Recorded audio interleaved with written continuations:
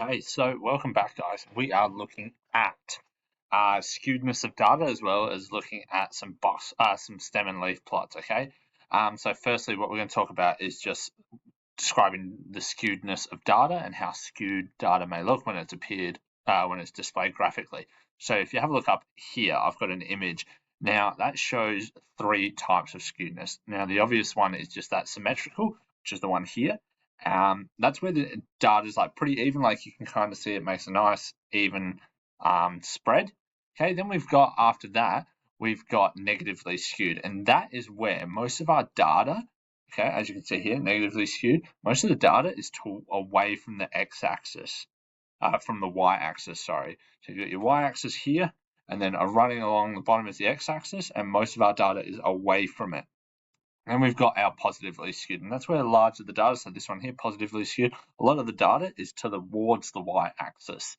And that's how we would describe it. You just describe it as positive, negative, or symmetrical. It doesn't have to be perfectly symmetrical. It can be kind of even as well. But yeah, now let's get into some mathing. Okay, guys, so we are now going to be looking at some stem and leaf plots. I have full trust that you're going to be able to create these. So those questions are mostly going to be on interpreting the data and interpreting some information from them. But let's get into it. So we've got Ryan and Scott. They both play cricket. This back-to-back stem plot shows the number of runs scored per innings by each player over a season. So we've got Ryan and we've got Scott. Then in the middle, we've got a unit here. So we've got units of 10s increasing, so 10s, 20s, 30s, 40s, 50s, so on and so forth.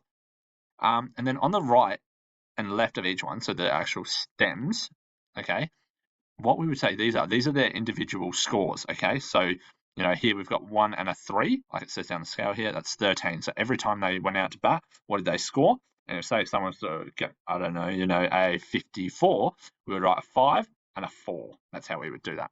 Real quick explanation for you.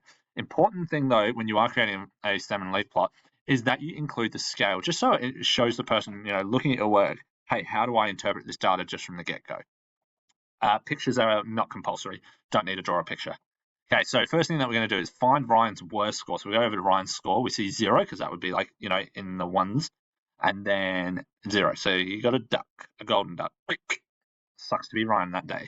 And then we need to find Scott's best score. Well, we'd go 7 and 2, 72. Not bad, Scott. Not bad. Okay, then we need to find the number of innings in which Scott scored more than 19 runs. So we'd go here, Scott, and from 20 on, how many are there? And then for Ryan, we would go scored less than 30 runs. We would go here, below 30 is 20, and we count all those up.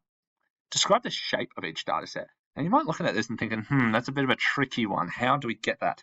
Well, I like to do a little trick, and you can do this quite easily with your book, and you just turn it to the side. Have a look there. Now we see we've got our y-axis along here and our x-axis along the bottom here. Oh, I'm using some maths terms. We're getting tricky. And you can see here that most of their scores, both of them, all right, they are positively skewed. So a lot of the data is towards that y-axis. So that would mean that they are both positively skewed, all right? I'm a wizard. And then lastly, who generally scored more runs per innings? Explain your answer. This is a tricky one. You could have a look and you could say, well, Scott had a lot more higher scores. Okay, he had a lot more higher scores. Ryan tended to be a bit more normal in like the 10s, 20s, and 30s. He had more frequency in there. But I think overall, Scott generally scored more runs. Okay, they have similar amounts in the single digits. And then from there on out, Scott's a bit more scattered, but he does have greater numbers as we go down there.